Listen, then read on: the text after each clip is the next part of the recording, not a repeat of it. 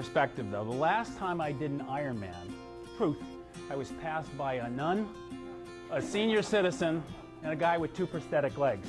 As this guy with the legs is passing me, I see a group of women that are cheering. I think they're cheering for me, but they're cheering for him. He's a military guy. He's got a sense of humor. He said, they should be cheering for you. My legs are made out of titanium. I'm not even getting tired.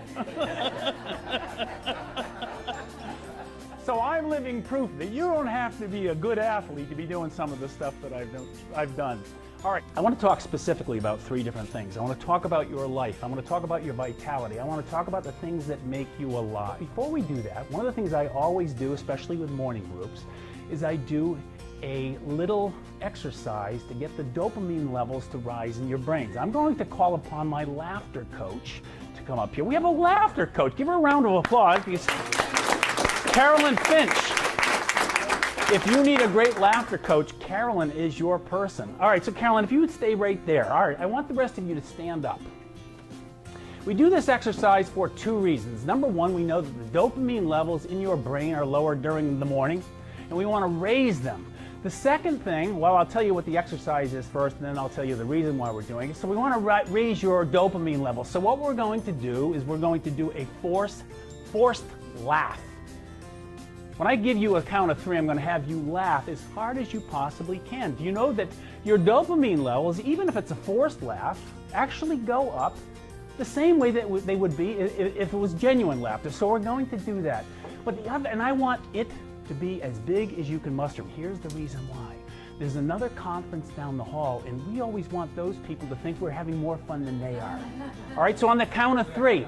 And if you're not laughing, my laughter coach is going to point you out to bring more out of you. So I'm going to give you the meter, all right? You don't stop until the meter is over. On the count of 3, your best laugh. 1, 2, 3.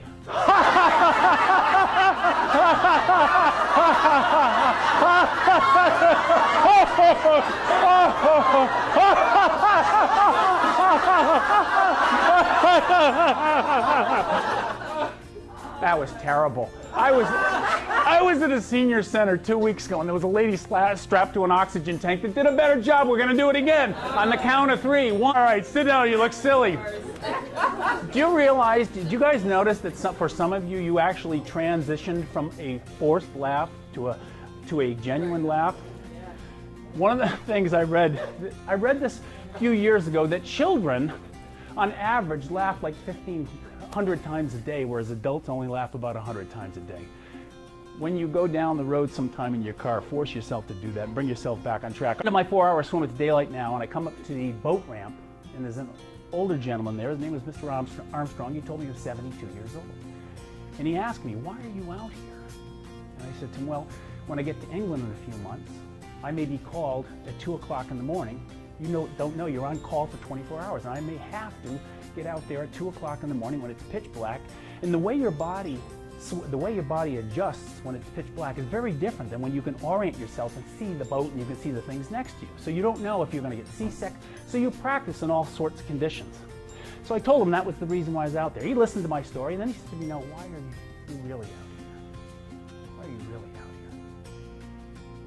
here? Without any rehearsing, without ever having thought about what I was going to say, the words that came out of my mouth were some of the most powerful words I'd heard myself speak in a long time. I said, because it makes me feel vital. It makes me feel vital. What a powerful word that was. It makes me feel vital. I felt alive. You see, what happens to most of us? We have a lot of good things that happen in our lives, but oftentimes what happens is we settle into the rhythm and routine of life. We pay the mortgage payments. We got to figure out how to put braces on the kids. We worry about college, how we're going to get them to soccer practice. That familiar with any of you? Those things are really important, but oftentimes the things that make us the most vital, we put on the back burner in favor of being in service to others. I had done that. I was the father. I was there for my kids, and that was important for me to be there for my kids. I tried to be a good husband. I tried to do what I could. But the things that were most important to me, being an endurance athlete, I pushed on the back burner, and there I was. In the 2.5 years of this journey, I started to get the sense of vitality. that I hadn't felt in a long time, and man, it felt good. I'm asking you today to look at your journey. I'm asking you today, over the next few minutes, where are you on that journey? What are you doing in your life to seek vitality? What are you doing in your life that makes you feel alive? I want to examine that today. And on a lark, she decided she'd enter the Hawaii Ironman Triathlon. For those of you that aren't familiar with it, it's one of the more foolish things you can do at the beach. 2.4 mile ocean swim, 112 mile bike ride, and a 26.2 mile run. 90-degree heat. The ambient temperature in the lava fields is 140 degrees with 90% humidity. They should shoot you at the finish line, I think, right? I turn the TV set and I see Julie crawling. She's at mile 26. She's already done her swim. She's already done a 112 mile bike ride. She's only got 0.2 of a mile left to go. It's right there, but guess what? Her body said to her, not today, Julie. She crashes to the ground. Did any of you guys see this on TV? It moved me because I'm an athlete. It moved me. I saw her and she crawled a few steps and she stood back up. She was leading the women's division all day long, but now the women were starting to close in on her. She fell to the ground. She stood up again. She fell to the ground. She stood up again. I think she ended up coming third in overall in terms of the women. I don't know if you can see her quote below that, and all of a sudden, there's a voice that just said, get up. The reason why that became a powerful message for me is, guess what, folks? Every day, you and I are getting knocked down. Every day, man, it's tough. What happens oftentimes is we wear this mask that tells everybody in the world, I'm all right, things are great. But behind closed doors, in fact, it's the only thing I've ever told my girls that I want for them. I don't care if they ride on the back of a garbage truck. It makes them happy. I don't care what they do. What I care about more than anything else, at the end of the day, when you take that mask off, that you feel good about your life. You feel a sense of vitality. You feel alive. That's what I want for my girls. That's what I want for all of you. That little voice, no matter how hard your life might be at different times, is a little voice inside you that says, just get up. The cop is saying to me, you only have 0.2 of a mile left to go. It's right around the corner. You can almost see it. If the building wasn't there, you could see it. I'm thinking, does he seriously think I don't know how far the finish line is? I've gone 26 miles. I know where it is. I just can't get there. It was a powerful lesson for me that day. The lesson was, I knew where I had come from. I knew where my journey had come from. I knew the burden of my journey. He didn't know how difficult that journey had been. He only knew what was best for me. He only knew where I needed to get to. My point is this. In life, man, we oftentimes expect others to understand where we've come from. We expect others to understand the burden of our journey. Don't get me wrong, it'd be nice if they did, but we shouldn't expect it.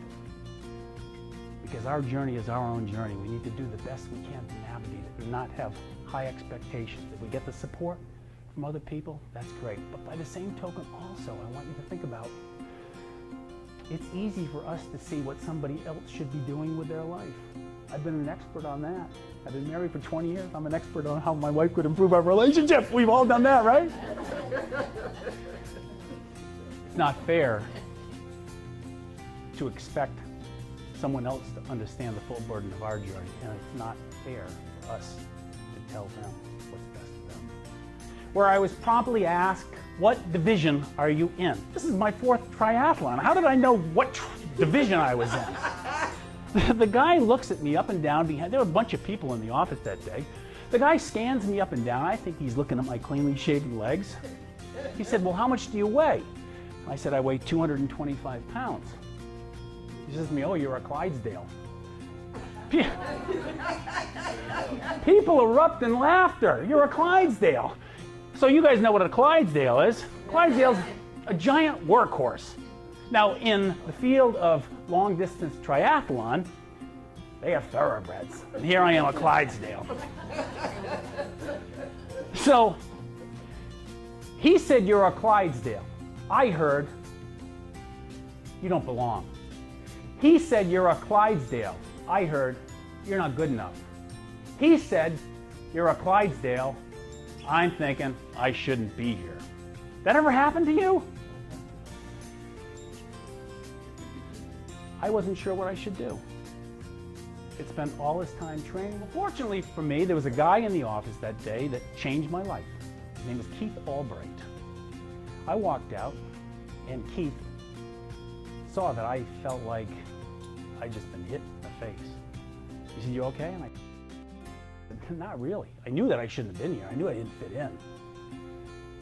I'm not sure what to do. He said to me, Doug, I don't belong here either, but I've done the race 5 times. Really.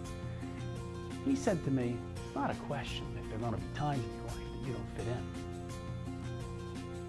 It isn't a question if there are times in your life that you're going to feel that you don't belong.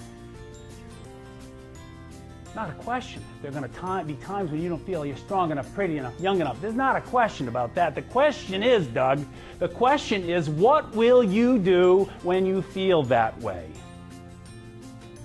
That ever happened to you guys? Am I right? Your version may be a little different than mine. He said, the question is, will you give up or get up? Now, you don't need to know too much about marathon racing. If you've got a 13-mile head start in a 26-mile race, you're not going to be caught. I was at about mile 23 or 24, and I was doing that Gumby walk again, when I hear the encouraging words coming from the back, keep going, Doug, you're looking strong. It was my friend Keith. He made up the distance. He passes me by. I wasn't sure if I should thank him or trip him. He went on and he passed. I said, I'm not going to let this guy pass me. I'm not going to let this guy pass me. I had a 13-mile, no business passing me. I let him pass me. He looked like a mirage on the distant horizon. About 10 minutes later, he beat me to the finish line. That one step is one of the reasons why I'm here today. It became a defining moment in my life. Here's the reason why. In 1993, I was 38 years old. My friend Bill was 69 years old. Think about it, 2.4-mile ocean swim, 112-mile bike, 26-mile. I was in the best shape of my life. I had a 13-mile head start. This guy passes me. He's 69 years old. I'm 38. The reason why it became a defining moment in my life is this. Up until that one step, when I was 38 years old, to be honest with you folks, somebody that was 69 was really old. But now I was confused. How could this guy do what he just did? Couldn't be old. Something confused my thought process. The next day I saw Bill at the airport. He was moving around like he was ready for a Zumba class. And for me, when I tell you it was an effort to lift my leg up onto a curb, I mean it. I had a really hard time moving around it. And I said to him, Bill, how was it possible that you were able to do what you just did yesterday, and then he said, it wasn't always possible. And I said, what do you mean? He said, I used to go home when I was your age. I'd sit on my couch, open the mail, watch television, and I could feel my life slipping away. I could feel myself getting old. He said, I refused to get old. I didn't mind aging, but I refused to get old. I said, what's the difference? This is really important, folks. This next thing I'm going to tell you is really important. It's changed my life. And 60 years old, I tried the English channel because of what I learned from this man in this next statement. He said, the key to life. The key to life, Doug, is to maintain an active interest in your physical, your spiritual, and your emotional well-being. He said, most of us, when we settle into the rhythm and routine of life, what we begin doing in that moment is we begin to maintain a passive interest. We're no longer actively engaged because we stop at the same Starbucks every day. We have the same conversations. We read the same, you know what I'm saying. We have this rhythm and routine. The key to life, he said, is to maintain an active, to be actively engaged in your life instead of passively.